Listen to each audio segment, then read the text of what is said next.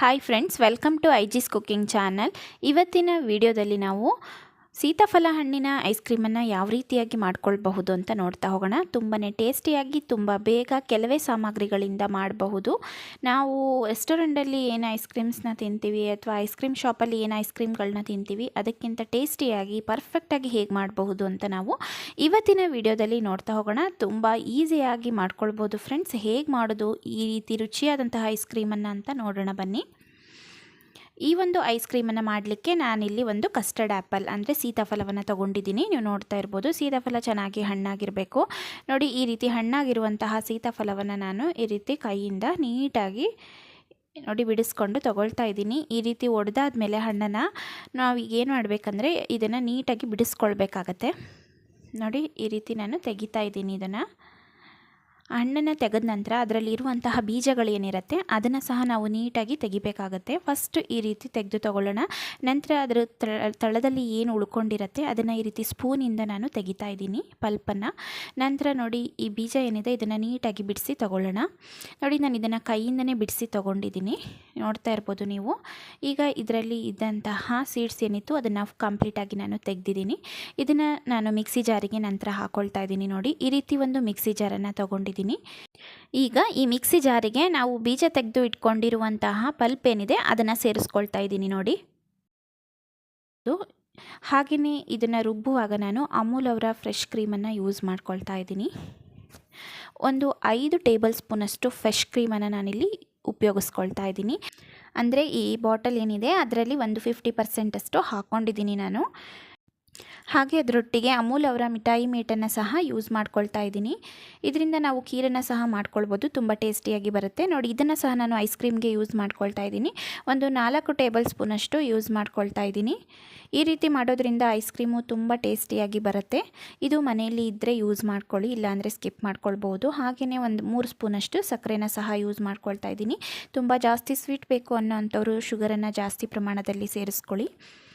ನಾನು ಮಾಡ್ತಿರುವಂತಹ ಕ್ವಾಂಟಿಟಿಗೆ ನೋಡಿ 3 ಸ್ಪೂನಷ್ಟು ಶುಗರನ್ನು ಹಾಕ್ಕೊಂಡಿದ್ದೀನಿ. ಈಗ ನೀಟಾಗಿ ಮಿಕ್ಸ್ ಮಾಡಿಕೊಂಡು ಇದನ್ನು ಮಿಕ್ಸಿಯಲ್ಲಿ ನಾನು ಒಂದು ರೌಂಡು ಗ್ರೈಂಡ್ ಮಾಡಿ ತೊಗೊಳ್ತೀನಿ. ಬಿಕಾಸ್ ನನಗೆ ಪಲ್ಪಿನ ಅವಶ್ಯಕತೆ ಇದೆ. ಹಾಗಾಗಿ ಪಲ್ಪನ್ನು ಲಾಸ್ಟಲ್ಲಿ ಆ್ಯಡ್ ಮಾಡ್ಕೊಳ್ಳಿಕ್ಕೆ ಒಂದು ರೌಂಡ್ ನೋಡಿ ಪಲ್ಪ್ ಇರೋ ಹಾಗೆ ಗ್ರೈಂಡ್ ಮಾಡಿ ತೊಗೊಂಡಿದ್ದೀನಿ. ಈ ಪಲ್ಪಲ್ಲಿ ಒಂದು 2 ಸ್ಪೂನಷ್ಟು ನಾನು ಎತ್ತಿಟ್ಕೊಳ್ತಾ ಇದ್ದೀನಿ. ಸ್ವಲ್ಪ ಪಲ್ಪ್ ಇರೋ ಅಂಥದ್ದನ್ನು ಇದು ಲಾಸ್ಟಲ್ಲಿ ಐಸ್ ಕ್ರೀಮ್ ಜೊತೆ ಮಿಕ್ಸ್ ಮಾಡ್ಕೊಳ್ಳಿಕ್ಕೋಸ್ಕರ ಎತ್ತಿಟ್ಕೊಳ್ತಾ ಇದ್ದೀನಿ. ಇದು ನಿಮಗೆ ಫ್ರೆಶ್ ಆಗಿರೋಂಥ ಪಲ್ಪ್ ಬೇಕು ಅಂದರೆ ನೀವೇನು ಅದನ್ನು ಸೀಡ್ ತೆಗಿತೀರಾ ಆವಾಗ ಬೇಕಾದರೂ ಎತ್ತಿಟ್ಕೊಳ್ಬಹುದು. ನೋಡಿ, ಇದನ್ನು ಈಗ ನೀಟಾಗಿ ಫೈನ್ ಪೇಸ್ಟ್ ಮಾಡಿ ತೊಗೊಂಡಿದ್ದೀನಿ ನಾನು. ಮತ್ತೆ ಒಂದು 5ರಿಂದ 6 ರೌಂಡು ಫೈನ್ ಪೇಸ್ಟ್ ಮಾಡಿ ತೊಗೊಂಡಿದ್ದೀನಿ. ಈಗ ಇದನ್ನು ಈ ರೀತಿ ಒಂದು ಬಾಕ್ಸಲ್ಲಿ ಹಾಕಿ ಇಟ್ಕೊಳ್ತಾ ಇದ್ದೀನಿ.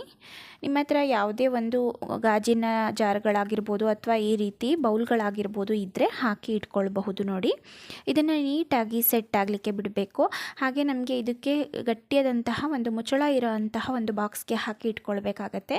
ಹಾಗೆ ನಾನೇನು ಮುಂಚೆ ಪಲ್ಪನ್ನು ತೆಗೆದಿಟ್ಕೊಂಡಿದ್ದೆ ಅದನ್ನು ಇದ್ರ ಜೊತೆಗೆ ಮಿಕ್ಸ್ ಮಾಡ್ಕೊಳ್ತಾ ಇದ್ದೀನಿ.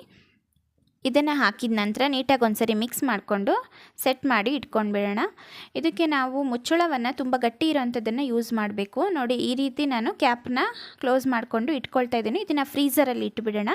ಒಂದು 6ರಿಂದ 7 ಗಂಟೆಗಳ ಕಾಲ ಫ್ರೀಝರಲ್ಲಿ ಇಡಬೇಕು. ಅಥವಾ ನೀವು ನೈಟ್ ಮಾಡಿದರೆ ಬೆಳಗ್ಗೆ ತನಕನೂ ಸಹ ಫ್ರೀಝರಲ್ಲಿ ಇಟ್ಕೊಳ್ಬಹುದು. ನೋಡಿ, ಇದೀಗ ಆಗಿದೆ.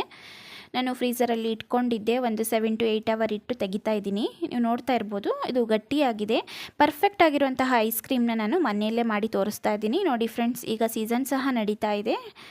ನೀವು ಸಹ ಮನೆಯಲ್ಲಿ ಖಂಡಿತ ಟ್ರೈ ಮಾಡಿ. ನೋಡಿ, ಇದನ್ನು ಈಗ ನಾನು ತೆಗೆದು ತೋರಿಸ್ತಾ ಇದ್ದೀನಿ. ನೋಡ್ತಾ ಇರ್ಬೋದು, ತುಂಬಾ ಪರ್ಫೆಕ್ಟಾಗಿ ಐಸ್ ಕ್ರೀಮು ಬಂದಿದೆ. ಖಂಡಿತವಾಗ್ಲೂ ಮನೆಯಲ್ಲಿ ಟ್ರೈ ಮಾಡಿ. ಗೆಸ್ಟ್ ಬಂದಾಗ ಮಾಡ್ಕೊಳ್ಬೋದು. ಅಥವಾ ಮಕ್ಕಳಿಗೆ ನಾವು ಹೊರಗಡೆ ಐಸ್ ಕ್ರೀಮ್ಸ್ನ ಕೊಡೋಕ್ಕಿಂತನೂ ಮನೆಯಲ್ಲೇ ಈ ರೀತಿ ಫ್ರೆಶ್ ಆಗಿ ಹಣ್ಣುಗಳನ್ನ ತಂದು ಮಾಡಬಹುದು. ತುಂಬಾ ಇಷ್ಟಪಟ್ಟು ತಿಂತಾರೆ. ನೋಡಿ, ಈ ರೀತಿ ನಾನು ಐಸ್ ಕ್ರೀಮ್ನ ಸರ್ವ್ ಮಾಡ್ಕೊಳ್ತಾ ಇದ್ದೀನಿ. ಇದಕ್ಕೆ ನಾವು ಮೇಲ್ಗಡೆಯಿಂದ ಬೇಕಾಗಿರುವಂತಹ ಡ್ರೈ ಫ್ರೂಟ್ಸ್ಗಳನ್ನ ಹಾಕ್ಕೊಂಡು ನೋಡಿ ತಿನ್ನಬಹುದು. ತುಂಬಾ ಟೇಸ್ಟಿಯಾಗಿ ಚೆನ್ನಾಗಿರುತ್ತೆ ಫ್ರೆಂಡ್ಸ್. ನೋಡ್ತಾ ಇದ್ದೀರಲ್ವ, ಪರ್ಫೆಕ್ಟಾಗಿ ಐಸ್ ಕ್ರೀಮು ರೆಡಿಯಾಗಿದೆ. ಯಾರು ಬೇಕಾದರೂ ಮನೆಯಲ್ಲಿ ಮಾಡ್ಕೊಳ್ಬೋದು. ಖಂಡಿತವಾಗ್ಲೂ ಸಹ ಟ್ರೈ ಮಾಡಿ. ತುಂಬ ಕಡಿಮೆ ಸಮಯದಲ್ಲಿ ಈಸಿಯಾಗಿ ಕಡಿಮೆ ಇಂಗ್ರೀಡಿಯೆಂಟ್ಸ್ಗಳಿಂದ ಮಾಡ್ಬೋದಾದಂತಹ ಒಂದು ಐಸ್ ಕ್ರೀಮ್ ರೆಸಿಪಿ. ಖಂಡಿತವಾಗ್ಲೂ ಸಹ ಮನೇಲಿ ಟ್ರೈ ಮಾಡ್ತೀರಾ ಅಂತ ಅಂದ್ಕೊಂಡಿದ್ದೀನಿ. ಈ ಒಂದು ವಿಡಿಯೋ ನಿಮಗೆ ಇಷ್ಟ ಆಗಿದ್ದರೆ ಲೈಕ್ ಮಾಡಿ, ಶೇರ್ ಮಾಡಿ, ಹಾಗೆ ಚಾನಲನ್ನು ತಪ್ಪದೆ ಸಬ್ಸ್ಕ್ರೈಬ್ ಮಾಡಿ ಸಪೋರ್ಟ್ ಮಾಡಿ. Thank you.